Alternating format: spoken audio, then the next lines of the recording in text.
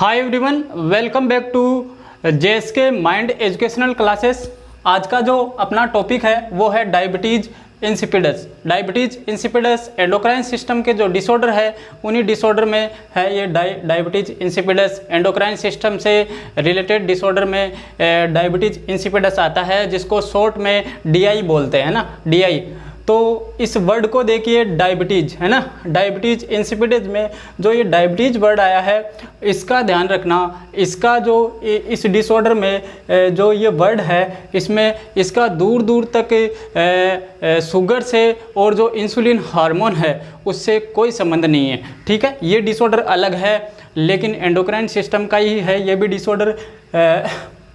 तो इसमें insulin hormone और शुगर से इसका दूर दूर तक कोई संबंध नहीं है, तो ये आपको ये ध्यान रखना है। शॉर्ट में डीआई कहते हैं। क्यों होता है ये, इसका एग्जैक्ट कोज क्या है? तो आपने एनाटॉमी में पढ़ा है कि जो पिट्यूटरी ग्लैंड जो होती है उसके दो पोर्शन होते हैं ना, तो उसमें कि एक एंटीरियर पोर्शन है और एक पोस्टीरियर है ना। जो पोस्टीरियर जो पोर्शन होता है वहाँ से एक हार्मोन सीक्रेट होता है जिसका नाम है एडीएच। क्या हार्मोन का नाम है? एंटी डायूरेटिक हार्मोन, शॉर्ट में एडीएच बोलते हैं ना। एंटी डायूरेटिक हार्मोन की या तो कमी हो जाती है या फिर ये सेक्रेट नहीं होता है, जिसकी वजह से ये जो कंडीशन है ये डेवलप होती है। तो जो डायबिटीज़ इंसिपिडस एक प्रकार की ऐसी कंडीशन है, ऐसा डिसऑर्डर है जो कि एंटी डायूरेटिक हार्मोन के इनसफिशिएंसी के कारण होता है, इनसफिशिएंट सेक्रेशन के कारण ये डिसऑर्डर होता है। ठीक है, ये इसका एग्जैक्ट कोज है। अब एडीएच जो हार्मोन है इसकी इनसफिशिएंसी किस कारण से हो सकती है, वो कौन कौन से कोजेज है, तो वो इम्पोर्टेंट जो कोजेज है वो मैं आपको बताता हूँ। सबसे पहले जो है कि जैसे कोई हेड इंजरी हुआ है ना, हेड इंजरी में अगर पिट्यूटरी ग्लैंड को इंजरी पहुंचती है और पिट्यूटरी ग्लैंड में पोर्शन जो पोस्टीरियर पोर्शन है उसको इंजरी होती है तो ये कंडीशन डेवलप हो सकती है। या फिर जो ब्रेन की जो लेयर आप फटते हैं, ब्रेन की लेयर फटते हैं ना, मेनिंजेज, उनका इन्फ्लामेशन हो जाता है, यानी कि मेनिंजाइटिस की कंडीशन में भी ये कंडीशन डेवलप हो सकती है। और इंसेफेलाइटिस यानी कि जो ब्रेन है, ब्रेन टिश्यूज का इन्फ्लामेशन होता है, उनकी वजह से भी हो सकता है। इंसेफेलाइटिस है ना, इंसेफेलाइटिस में जो ब्रेन सेल्स है उनका इन्फ्लामेशन होता है तो उनकी वजह से भी ये हो सकता है इंसेफेलाइटिस है ना, तो उसमें भी ये कंडीशन हो सकती है। या फिर जो ये जो एंटी डायूरेटिक हार्मोन है वो कहाँ काम करता है, ये किडनी पे काम करता है और किडनी की जो ट्यूबल्स है वहाँ से जो वाटर है, फ्लूइड है, उसका रीएब्जॉर्प्शन करता है ना, रीएब्जॉर्प्शन करता है एंटी डायूरेटिक हार्मोन। तो किडनी पे फंक्शन करता है। तो नेफ्रोजेनिक यानी कि किडनी में कोई प्रॉब्लम होती है, जो किडनी प्रॉब्लम यानी कि किडनी डिसऑर्डर में भी ये कंडीशन डेवलप हो सकती है ना। तो ये कई प्रकार के कोज हो सकते हैं। कोई ड्रग की टॉक्सिसिटी तो नहीं है, यानी कि जैसे कि कोई ड्रग टॉक्सिसिटी मुख्यतः जो लिथियम टॉक्सिसिटी है उसमें भी ये हो सकता है, ड्रग टॉक्सिसिटी में हो सकता है, या फिर बहुत सारे कारण हैं, ये मुख्य कारण है। या फिर पिट्यूटरी ग्लैंड, जो पिट्यूटरी ग्लैंड है उसका कोई सर्जरी किया है, हाइपोफिसेक्टोमी किया है, तो उसमें भी ये कंडीशन कॉम्प्लिकेशन के रूप में डेवलप हो सकती है। तो ये कोजेज आपको पता चला है ना। तो इसके बाद में इसमें क्या होता है, एक्चुअली इसके कितने टाइप्स होते हैं, तो इसके जो कोजेज के अकॉर्डिंग अपन टाइप्स देखें तो 3-4 प्रकार का होता है ये। तो पहला है जो है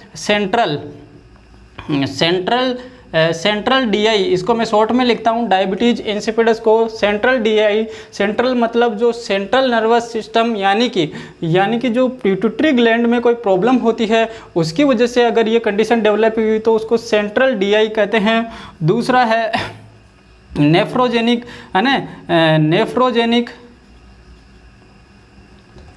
नेफ्रोजेनिक यानी कि कोई किडनी में कोई प्रॉब्लम तो नहीं हुई है, उसकी वजह से ये हो सकता है। तीसरा है डिप्सोजेनिक, डिप्सोजेनिक यानी कि जो थ्रस्ट मैकेनिज्म है, थ्रस्ट मैकेनिज्म में कोई प्रॉब्लम होती है, उसकी वजह से उसमें डिफेक्ट हुआ है, उसकी वजह से डिप्सोजेनिक डीआई हो सकता है ना। ये डायबिटीज़ जो इंसिपिडस है इसके प्रकार है। एक प्रकार और है, वो कौन सा है? डायबिटीज़, ये जो डायबिटीज़ इंसिपिडस है वो बहुत इम्पोर्टेंट टॉपिक है, एग्ज़ाम में इससे क्वेश्चन आते हैं, तो आपको ये ध्यान रखना है। एक जो डायबिटीज़ इंसिपिडस होता है वो है गेस्टेशनल हो सकता है ना, कि प्रेगनेंसी में। तो ये 4 प्रकार के कारण हो गए, ये जो इसके क्लासिफिकेशन हो गया, ये टाइप्स हो गए है ना डीआई के। ये तो एक नॉर्मल सा है। इसमें आपको ये याद रखना है कि नेफ्रोजेनिक में किडनी में प्रॉब्लम हो सकती है, जिसकी वजह से रीअब्सॉर्प्शन नहीं होगा वाटर का, है ना। तो वो ये कंडीशन डेवलप हो सकती है कि किडनी में प्रॉब्लम की वजह से जो एडीएच हार्मोन को रेस्पॉन्स नहीं मिलेगा, उसको प्रॉपर रेस्पॉन्स नहीं मिलेगा, जिसकी वजह से ये काम नहीं करेगा, ये हो सकता है। और डिप्सोजेनिक यानी कि जो थ्रस्ट मैकेनिज्म है, थ्रस्ट मैकेनिज्म वाली प्रॉब्लम हो सकती है, उसकी वजह से ये डायबिटीज़ इंसिपिडस हो सकता है। और गेस्टेशनल डीआई क्यों होता है? जो प्रेगनेंसी की कंडीशन की वजह से जो प्लेसेंटल जो हार्मोन है, प्लेसेंटल जो हार्मोन है वो क्या एडीएच का फंक्शन को इफेक्ट कर सकते हैं, उसका जो रेस्पॉन्स है इसकी मात्रा को कम कर सकते हैं। तो ये जो प्लेसेंटल एंजाइम है ना, प्लेसेंटल एंजाइम की वजह से ये प्रॉब्लम डेवलप हो सकती है ना। तो ये जनरल से इसके टाइप हो गए। सेंट्रल में आपको पता चला, यानी कि जो पिट्यूटरी ग्लैंड, और नेफ्रोजेनिक में किडनी, और डिप्सोजेनिक थ्रस्ट मैकेनिज्म गेस्टेशनल में प्रेगनेंसी की वजह से, है ना। तो ये टाइप्स हो गए। अब इसका जो क्लिनिकल फीचर्स है वो क्या है, वो इम्पोर्टेंट है। क्लिनिकल फीचर्स एग्जाम में पूछते हैं। अब इसका जो वर्ड का नाम क्यों पड़ा डायबिटीज़ इंसिपिडस में? डायबिटीज़ वर्ड कि सर आपने बोला है कि इसका दूर दूर तक शुगर से और इंसुलिन से रिलेशन नहीं है, तो इसका नाम क्यों पड़ा? तो इसका नाम इसलिए पड़ा, इसके जो फीचर्स है, कुछ फीचर्स में जो फीचर है, जैसे साइन सिम्टम में जो इसमें होता है, यानी कि पॉलीडिप्सिया होता है, पॉलीडिप्सिया हो सकता है, और पॉलीयूरिया। आपको अब ये पता चला होगा कि आपका कि इसका नाम इसलिए डायबिटीज़ पड़ा। ये वर्ड इसमें क्या है, पॉलीडिप्सिया है और पॉलीफेजिया, ये जो डायबिटीज़ मेलाइटस में भी होते हैं ये फीचर्स, तो इसकी वजह से है। तो पॉलीयूरिया है ना, ये कि 15 से 18 लीटर तक पर डे हो सकता है ना, 15 से 18। पॉलीडिप्सिया में बार बार बहुत ज़्यादा प्यास लगती है ना। ये आपको याद रखना है, ये इसके फीचर्स है। इसके बाद में इसका एक क्लासिकल फीचर्स है। क्लासिकल जो साइन है, सिम्टम है, वो क्या है? जो आइस कोल्ड वाटर है ना, आइस कोल्ड वाटर क्रेविंग, ये ध्यान रखना आपको। ये this is the important feature, classical features है ना। आइस कोल्ड वाटर क्रेविंग करता है ना, आइस कोल्ड वाटर क्रेविंग, ये ध्यान रखना है। अब देखिए इसमें जो पॉलीयूरिया हुआ है उसकी वजह से क्या डिहाइड्रेशन हो सकता है ना। डिहाइड्रेशन के साइन सिम्टम आ सकते हैं सब। फटीग हो सकता है, फटीग होगा, है ना, फटीग होगा, कन्फ्यूजन हो सकता है, ये सारे साइन सिम्टम आएंगे डिहाइड्रेशन की वजह से। और जो फ्लूइड है अंदर कम हो रहा है, टेकिकार्डिया हो सकता है ना, टेकिकार्डिया होगा। तो ये सिम्टम आते हैं इसमें डायबिटीज़ इंसिपिडस में, मुख्य यही है। इसके साथ इसमें हेडेक हो सकता है ना, हेडेक, ये इसके मुख्य साइन सिम्टम हो गए। तो इसमें याद क्या रखना है कि ये जो पॉलीडिप्सिया है, पॉलीयूरिया है, इसके साथ में इसमें आइस कोल्ड वाटर क्रेविंग होता है। ये इम्पोर्टेंट फीचर है, ये आपको याद रखना है। तो ये साइन सिम्टम हो गए। अब इसके बाद में इसके जो डायग्नोसिस करते हैं वो भी कई बार पूछते हैं कि इसमें क्या क्या होता है। तो क्या क्या है, सबसे पहले इसमें जो डायग्नोसिस में अपन देखेंगे, डायग्नोसिस है ना, तो डायग्नोसिस में सबसे पहले यूरिन का एनालिसिस करते हैं, क्योंकि इसमें पॉलीयूरिया होता है। तो यूरिन एनालिसिस करेंगे। यूरिन एनालिसिस में सर क्या क्या होता है? यूरिन एनालिसिस में यूरिन की कंपोजिशन चेक करते हैं, उसके बाद में इसमें क्या क्या चेंजेज आएंगे, है ना। तो देखिए इसमें क्या है, पॉलीयूरिया हुआ है यानी कि वाटर बॉडी से बाहर निकल रहा है, क्योंकि एडीएच की इनसफिशिएंसी की वजह से वाटर रीअब्जॉर्ब नहीं हो पा रहा है, ज़्यादा मात्रा में वाटर निकल रहा है यूरिन के थ्रू, है ना, यूरिन के थ्रू निकल रहा है। तो डिहाइड्रेशन हुआ, उसकी वजह से जो प्लाज्मा की ऑस्मोलिलिटी है, प्लाज्मा, है ना, प्लाज्मा ऑस्मोलिलिटी है, प्लाज्मा ऑस्मोलिलिटी क्या करेगी, प्लाज्मा ऑस्मोलिलिटी क्या होगा, ये बढ़ जाएगी, ये तो बढ़ेगी। इसके साथ यूरिन जो कंसंट्रेट नहीं रहेगा, यूरिन है ना वो कंसंट्रेट नहीं रहेगा, डाइल्यूट अवस्था में रहेगा, डाइल्यूट अवस्था में। तो उसमें क्या है, जो यूरिन की जो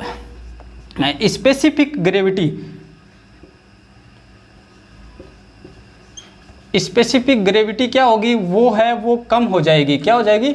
लो हो जाएगी। स्पेसिफिक ग्रेविटी सामान्य से कम होगी, और साथ में जो यूरिन की ऑस्मोलिलिटी है वो क्या है, वो भी कम हो जाएगी। यूरिन ऑस्मोलिलिटी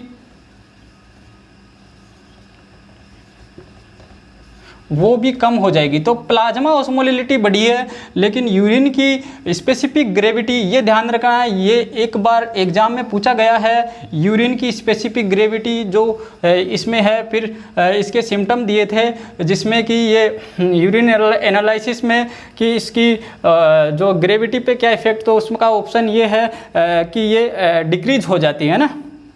इसके साथ जो बॉडी का जो फ्लूइड है, फ्लूइड लेवल तो कम होगा, ये आपको पता ही है। तो ये चीज़ है इसमें यूरिन एनालिसिस में, ये हो गया। उसके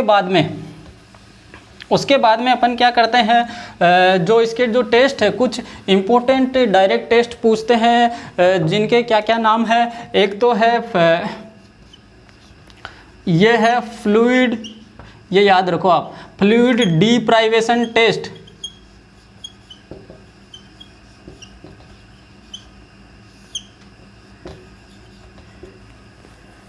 फ्लूइड डिप्राइवेशन टेस्ट है वो ज़्यादातर जो इसमें क्या करते हैं कि जो फ्लूइड है उसको 24 घंटे तक विद हेल्ड करते हैं। उसके बाद में उस किडनी का जो रेस्पॉन्स है वो देखते हैं, इसमें कि बॉडी वेट देखेंगे, बॉडी वेट में क्या चेंजेज आया है, यूरिन में जो यूरिन आउटपुट है उसमें क्या क्या चेंजेज आए हैं। तो फ्लूइड डिप्राइवेशन टेस्ट में ये करते हैं ना। ये इम्पोर्टेंट है कि फ्लूइड डिप्राइवेशन टेस्ट किस में करते हैं, तो ये आपको याद रखना है, डायबिटीज इंसिपिडिस को पता लगाने में करते हैं। इसके साथ ही कुछ अदर टेस्ट है, जैसे कि हाइपरटोनिक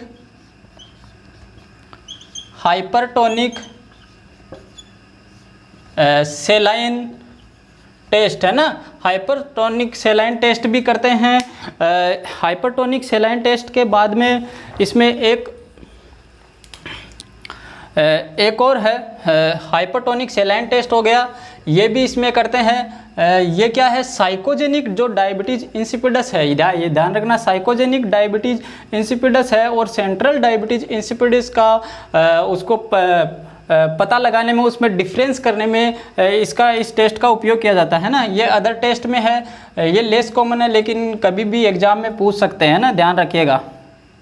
एक है जो वेसोप्रेसिन है, वेसोप्रेसिन जो एडीएच का ही नाम है, वेसोप्रेसिन चैलेंज टेस्ट, है ना, वेसोप्रेसिन चैलेंज टेस्ट, ये भी इसमें करते हैं। ये क्या है, सेंट्रल जो डायबिटीज इंसिपिडस है, जो नेफ्रोजेनिक जो डायबिटीज इंसिपिडस है उसका पता लगाने में ये करते हैं। तो ये इसके कुछ टेस्ट हो गए जो डायग्नोसिस करने में काफ़ी हेल्पफुल है। तो ये भी इम्पोर्टेंट है, ये भी इम्पोर्टेंट है कि वेसोप्रेसिन चैलेंज टेस्ट किससे संबंधित है, डायरेक्ट पूछ सकता है। तो ये डायग्नोसिस हो गया। इसके बाद में इसकी क्या कॉम्प्लिकेशन हो सकती है, कुछ बार कॉम्प्लिकेशन भी पूछा हुआ है एग्जाम में। जो इसमें देखिए जो थेरेपी देते हैं, जो ट्रीटमेंट है वो है डेस्मोप्रेसिन। डेस्मोप्रेसिन है वो कॉमनली यूज किया जाता है ना, क्या कहते हैं, डेस्मोप्रेसिन। डेस्मोप्रेसिन, ये जो है वो मेडिकेशन यूज किया जाता है, डॉक्टर्स प्रिस्क्राइब करते हैं, तो ये इसको ट्रीट करने में यूज किया जाता है। इसकी वजह से क्या हो सकता है, इसके जो कॉम्प्लिकेशन है, एक तो हाइपरटेंशन हो सकता है। हाइपरटेंशन, आपको पता है कि इसमें एडीएच होगा तो वो एडीएच सेक्रेट जो एब्सॉर्प्शन है फ्लूइड का एब्सॉर्प्शन करेगा, है ना, एब्सॉर्प्शन करेगा। अगर ज़्यादा मात्रा में ये टेबलेट दी जाती है हाई डोजेज में, तो ये क्या फ्लूइड अंदर बॉडी में बढ़ेगा, जिसकी वजह से हाइपरटेंशन हो सकता है। और वाटर इंटॉक्सिकेशन, ये है जो वेरी इंपॉर्टेंट है, वाटर इंटॉक्सिकेशन, ये एग्जाम में पूछा जा चुका है, ठीक है। वाटर इंटॉक्सिकेशन इसमें जो थेरेपी से रिलेटेड पूछा जा सकता है, या फिर डायबिटीज इंसिपिडिस की कॉम्प्लिकेशन में भी ये आता है वाटर इंटॉक्सिकेशन। अगर उसको थेरेपी चलेगी और थेरेपी चलेगी तो ये प्रॉब्लम डेवलप हो सकती है, तो ये कॉम्प्लिकेशन में आता है। और इसके जो डेस्मोप्रेसिन, इसके और जो साइड इफ़ेक्ट है जो एडीएच के, है ना, अपन एडीएच के साइड इफ़ेक्ट पढ़ रहे है ना, तो उसमें एक है जो फ्लैशेस हो सकता है, बीपी हाई हो रहा है उसकी वजह से। और दूसरा है इसमें ये इसके इम्पोर्टेंट है, जो साइन सिम्टम है वो एक एब्डोमिनल क्रैम्प्स हो सकते हैं, ये कुछ इम्पोर्टेंट है, तो ये आपको थोड़ा याद रखना है। लेकिन इसमें जो वाटर इंटॉक्सिकेशन है इसका ज़रूर ध्यान रखना है, ये वापस एग्ज़ाम में आ सकता है। तो ये हो गया, ठीक है। उसके बाद में और दूसरे कॉम्प्लिकेशन है, ये तो एक पढ़ लिया अपन ने। और दूसरा डिहाइड्रेशन, सीवियर डिहाइड्रेशन, है ना, ये भी एक कॉम्प्लिकेशन हो सकता है, सीवियर डिहाइड्रेशन। तो ये भी एक प्रकार का कॉम्प्लिकेशन है डायबिटीज इंसिपिडस का, है ना। तो ये आपको पता चला है कि कॉम्प्लिकेशन कौन कौन से है।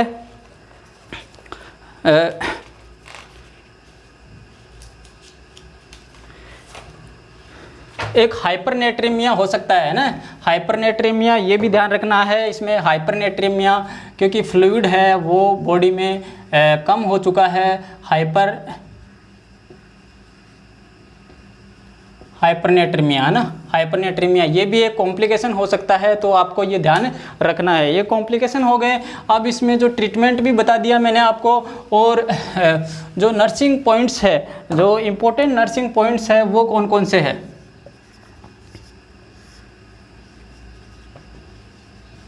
तो इसमें अपन ने देखा कि जो कॉम्प्लिकेशन है वाटर इंटॉक्सिकेशन, इसको प्रिवेंट करना है।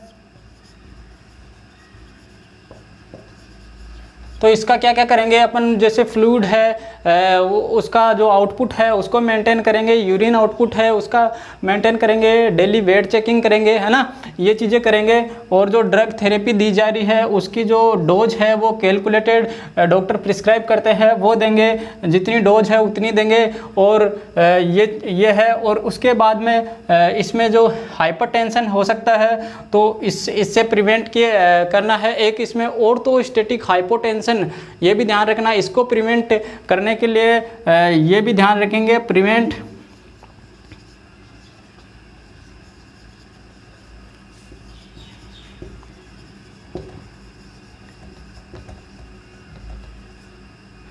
सॉरी, ये पोस्चुरल हाइपोटेंशन है ना, पोस्चुरल हाइपोटेंशन हो सकता है इस क्योंकि इसमें डिहाइड्रेशन हुआ है पेशेंट को, प्रिवेंट फ्रॉम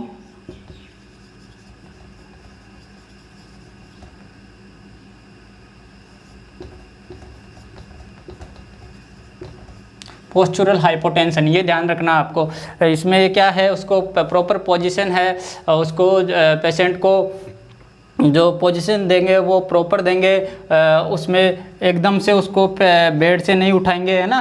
तो ये ध्यान रखना है, उसका जो पोजीशन का ध्यान रखना है ना। ये नर्सिंग पॉइंट्स है। और जो ड्रग की जो थेरेपी दी जा रही है उसके साइड इफ़ेक्ट आपको पता होना चाहिए, वो तुरंत आपको माइंड में आ जाना चाहिए जो भी प्रॉब्लम हो रही है। तो ये नर्सिंग पॉइंट्स हुए।